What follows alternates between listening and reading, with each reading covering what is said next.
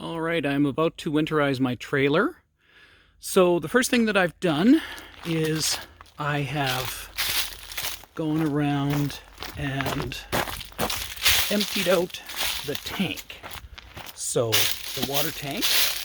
And so the water tank is, in my case, under here. You can see the spigot right there. Then the other thing I've done is I have taken out, I've emptied or reduced the pressure inside by opening a valve. Then what I did is I took out the bung in my water tank. The third thing I did was I took off the low point drain covers. Now what I'm going to do is I'm going to reinsert the, I'm having a hard time getting it, reinsert the hot water tank anode into the hot water tank. Next, I'm going to put the caps back on the low point drains, being very careful not to lose the little inserts that are inside, because that can happen. It's happened to me. Next step is to hook up my compressor and set the outlet regulator for about 30 psi. All right, next thing is to take my handy dandy little connector here.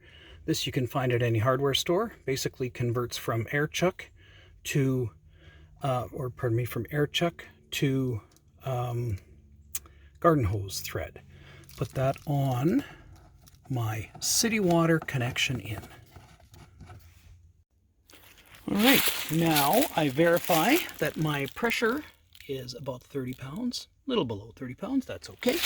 Hook up my air hose, wrong end, hook up my air hose to my compressor.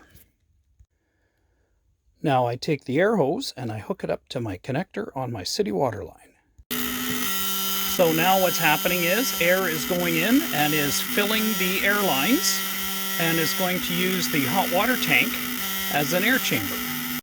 All right, now so the system is full. One thing I need to point out, make sure you do as I said, not as I did. I am now set to city. Whereas before I was set to tank fill and I made the mistake of closing my tank. Thankfully, I didn't overpressure it. There's enough volume in the system so I didn't have that problem. Anyway, here goes the water.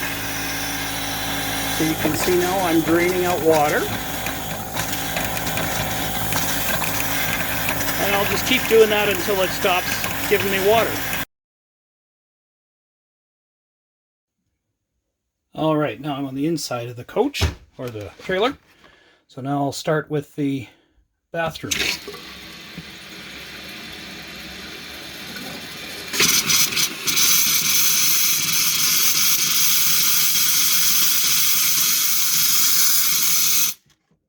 Now I'll try the hot.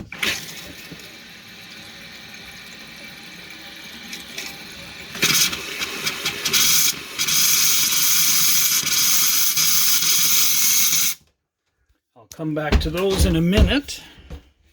First, I'm going to try the shower hot.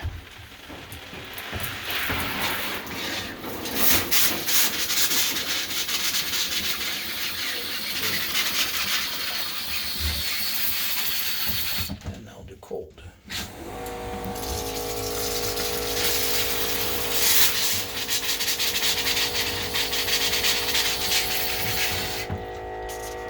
One thing to make sure of it when you do this is do not leave your shower like this, because there can be water left in and it could cause it to split. So make sure you either hang it or something of that nature. That's what I generally do. Now for the kitchen.